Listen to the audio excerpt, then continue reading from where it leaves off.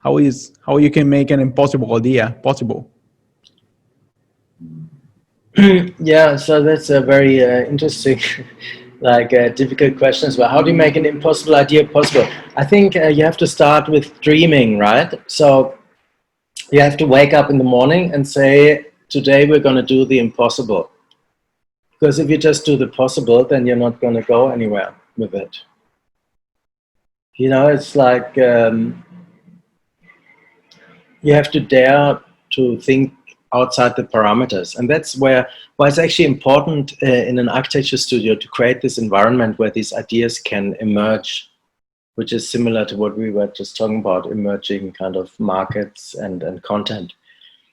Because if you only go from what you know, and that's a big danger, you know, the big three-letter companies that I mentioned earlier, sitting in New York and Chicago, they have a lot of knowledge and they've been doing it for 100 years, but they will never come up with anything other than what they've been doing for 100 years.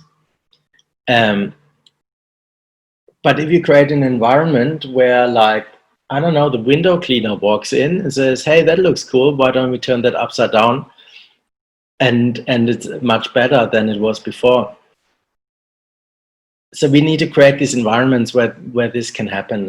And sometimes that is kind of seen as like amateurish or informal, or I don't know. But you need to allow the next generation and other disciplines to inform your work. And of course, you as a head of a practice, you're responsible for it, and it has to work, and you have to liaise to the client, has to be in time and budget and buildable and all of that. But if you don't allow other ideas to come in, then you will not develop. And of course, there's always resistance, you know, like if a developer says we want 400 apartments in a particular lot, it has to be cost efficient, has to be finished in 12 months, and the apartments have to sell for maximum price, then they revert to formulas of what people generally want, how big apartments generally are, what they generally cost, and usually also use architects that are creating this average outcome. And then you have this average apartment tower of 400 apartments. Yes, it will sell, it will be okay, but it won't be the future of you know, architecture and urbanism. And it's interesting that now we live in a time where we actually need to think about new models for those sort of things. You know, if all of a sudden people work from home, then you can't put them into like 9 square meter bedrooms anymore, because they need space to work and to move. They need light and air, and they need to have ability to be separate, but also ability to be together. And even more so in work environments.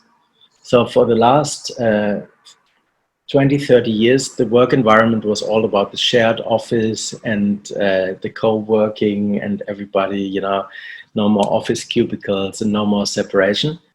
And now with the current COVID situation, all of a sudden all that has to be rethought again.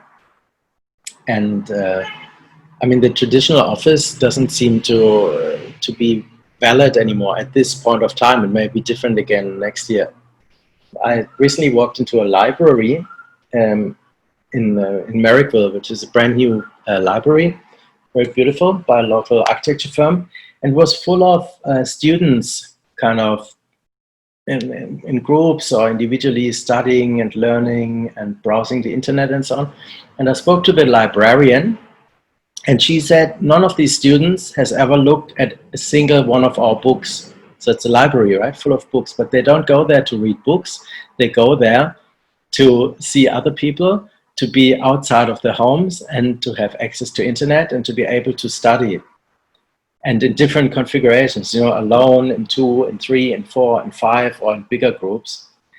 And so the office of the future is certainly much more of this sort of space, rather than sitting, you know, in a row, I don't know, typing numbers into Excel spreadsheets. And I think you guys with the virtual backgrounds, Max is probably on the beach, and you are, I don't know where you are, you know, you could be anywhere. And so it's kind of, it's interesting how, I mean, we're in the same space now, in the same virtual space, but we're in 3 completely different environments. I don't know if that answers your question, but it was a very difficult question.